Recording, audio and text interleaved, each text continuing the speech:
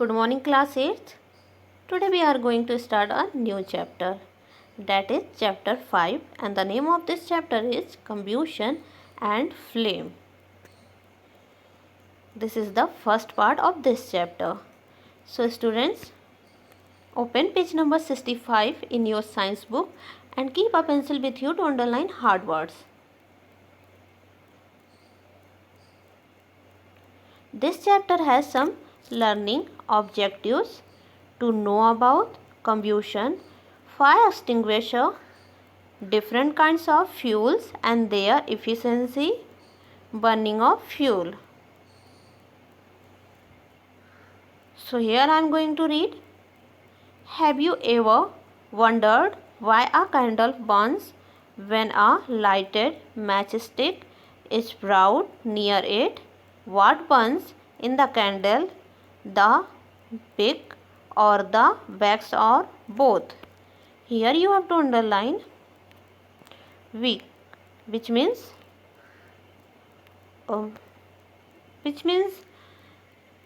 something which can absorb or draw off liquid by capillary action.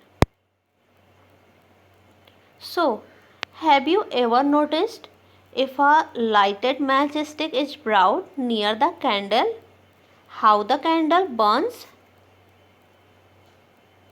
What burns in the candle? Wick of the candle or candle wax? A thin wooden stick burns easily, whereas a thick log of wood does not catch fire easily. Okay. And have you ever noticed that a thin piece of wood quickly catches fire while a thick piece of wood does not catch fire quickly? Coal. Underline this word, coal. You all know coal. Coal means burning coal. Coal does not burn with a flame but becomes red hot and gives heat and light both. Okay. So, have you ever seen that coal never burns with flame? When it burns, it becomes red hot and gives both light and heat. A magnesium ribbon burns with a very bright white light, whereas LPG, that is liquid petroleum gas, burns with a blue flame. You read in the last chapter that magnesium ribbon burns with a very bright white light. Why is it so? And why does gas filled LPG in the cooking cylinder burns with blue flame when lit? In this chapter, you will study the process of burning, the kind of flame produced burning and the role of different kinds of fuel in the process of burning.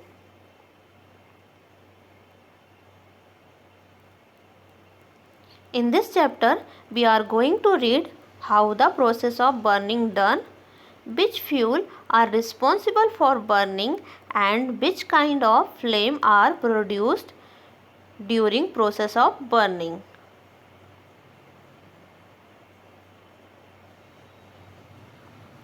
Fuels are used in day-to-day life for various activities. Okay.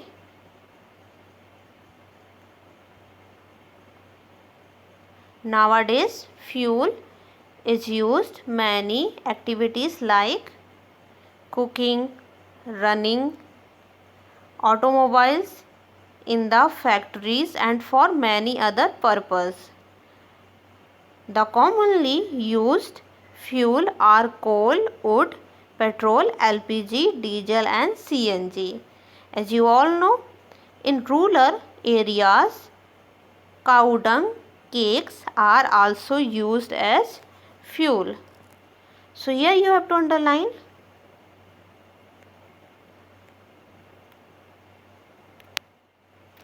rural areas.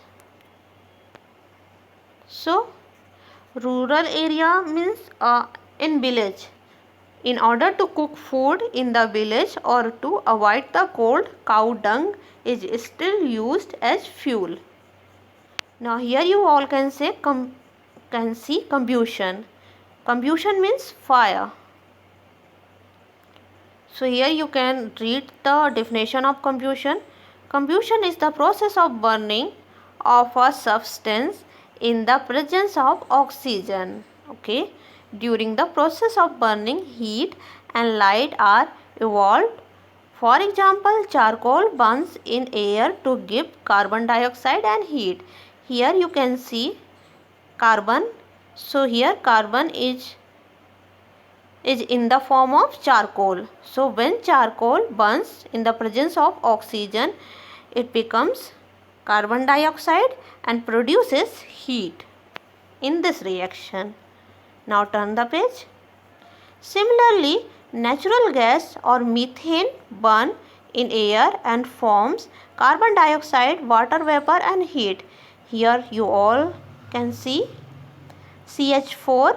So CH4 is a organic molecule and commonly it is known as natural gas or methane. So when natural gas or methane burns in the presence of oxygen, it forms carbon dioxide, water and it produces heat in this reaction. When magnesium ribbon is burned in air, it gives off a bright white light in the form of white glow and produces a white powder of magnesium oxide. Here you all can see magnesium when burns in the presence of oxygen, then it forms magnesium oxide, which is the white powder of magnesium oxide, and it burns with the white light flame. So that's all students. Okay, let's complete one more paragraph. In the above reaction, the substances that undergo combustion are called combustible substances or fuels like charcoal, natural gas, etc. Fuels may be in solid, liquid or gaseous forms. Okay, so here we have seen three reactions in which combustible substance or fuel are natural gas, magnesium and charcoal, and these fuels may be in the form of solid, liquid or gaseous forms. So that's all for today, students. In the next class we will see the last paragraph of the heading combustion. So thank you class.